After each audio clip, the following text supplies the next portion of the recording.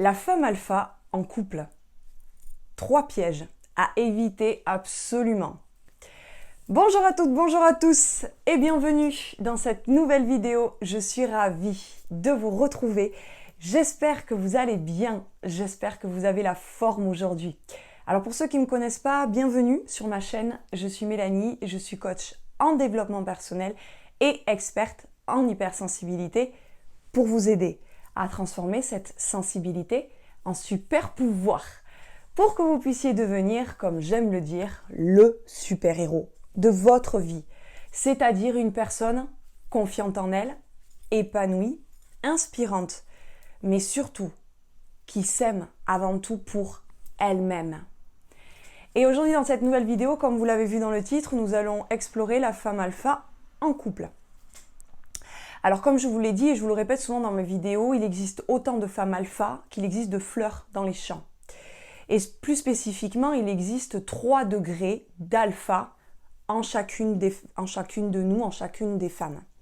Il y a le bas, le moyen et l'élevé. Et c'est ce que nous allons voir dans cette vidéo. Et en fonction, il va falloir prendre certaines caractéristiques pour contrebalancer vos faiblesses, pour atteindre vos objectifs, pour pouvoir arriver à votre bonheur au niveau sentimental ou professionnel en fonction de vos faiblesses, de vos points d'erreur, on va dire. Et c'est ce qu'on va voir là tout de suite. Alors la première clé que je voudrais vous transmettre, c'est le premier niveau, quand on a un taux d'alpha bas en soi. Le profil qui se dégage, caractéristique, on va dire, de ce profil, de ce taux bas, c'est la personne qui est peu sûre d'elle, la femme qui est peu sûre d'elle, qui a peu confiance en elle, qui a tendance à subir les relations, à être contrôlée par les hommes, à être manipulée, dirigée par les relations successives qui s'enchaînent. Donc ce sont des femmes qui n'arrivent pas à s'affirmer. Voilà le travail qu'elles ont à faire. Elles doivent s'affirmer, s'imposer et prendre en assurance, en confiance en elles. Par rapport à ce profil, c'est l'axe de travail que je leur préconiserai et qu'elles doivent travailler. Donc elles doivent prendre ces caractéristiques de femme alpha. Ensuite, la deuxième clé que je voudrais vous transmettre, mais avant tout, si ce n'est pas déjà fait, je vous invite à cliquer sur le rectangle rouge « S'abonner ». Également, mettez-moi un petit pouce bleu et partagez cette vidéo en signe que vous appréciez le contenu de cette vidéo.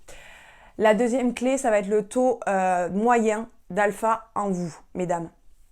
Alors, je vous raccroche en barre d'information ma précédente vidéo sur la femme bêta, que je vous invite à aller regarder parce que j'en ai parlé très très longuement. Je vais que survoler là ce point, ce deuxième point.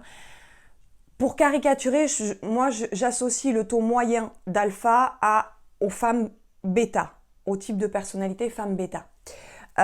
Évidemment, il y a à personnaliser ensuite la situation, d'accord? Et dans ces cas-là, je vous invite à remplir un sondage, le lien est en description, et je vous offrirai un bilan personnalisé.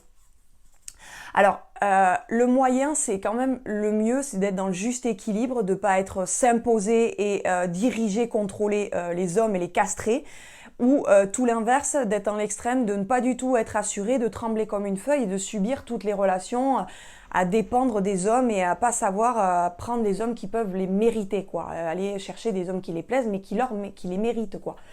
Qu'elles méritent. Donc le mieux, c'est le juste équilibre, c'est le moyen, je pense. Mais dans le moyen, votre problème dans ce profil, c'est que vous allez tendance à dominer dans le foyer, la maison, vous allez tout régenter, contrôler.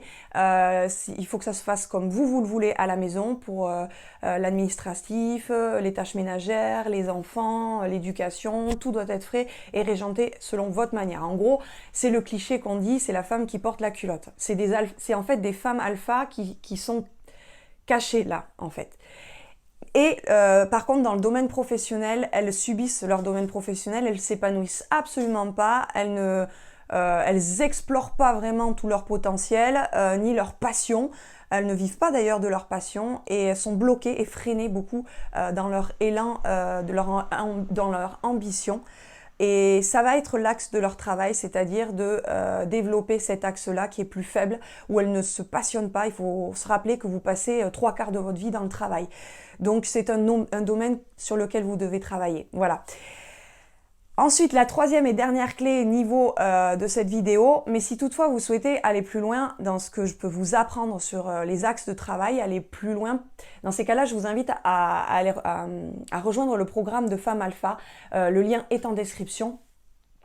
Voilà, il y a un programme au moins fait spécialement pour les femmes alpha si vous voulez parcourir et développer un peu les domaines qui seront plus faibles, les écueils à éviter quand on a trop d'alpha en soi ou quand on n'en a pas du tout, et les objectifs que vous devez vous fixer.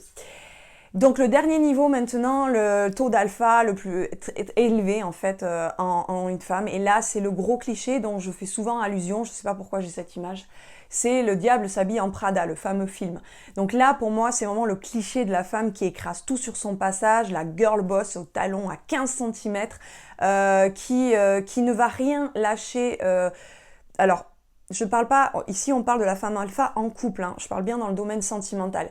Le problème de ces femmes avec un taux d'alpha trop élevé, c'est qu'elles veulent dominer et elles castrent parfois les hommes, c'est l'excès. Et donc en fait ce sont, comme j'ai dit dans d'autres vidéos, des femmes ambitieuses mais seules dans le domaine sentimental. Elles peuvent briller en société, même être un fantasme pour les hommes, mais elles sont seules parce qu'elles ne veulent pas lâcher leur ambition, et les hommes restent quand même, ne veulent pas non plus lâcher leur ambition. Donc elles tombent sur l'écueil classique d'une femme alpha pure et dure. Voilà. Donc leur axe de travail dans leur profil, ça va être d'arrondir, d'aller contacter leur côté yin, yin et yang, c'est-à-dire leur côté plus féminin, d'accueillir, d'arrondir les angles et d'adoucir dans leur relation au niveau sentimental.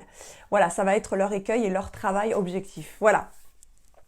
Alors, si toutefois vous souhaitez savoir comment incarner une femme qui a confiance en elle, qui a de l'estime pour elle et qui se respecte et qui peut avoir l'homme qu'elle veut, mais qu'elle mérite, dans ces cas-là, je vous invite à aller voir cette vidéo.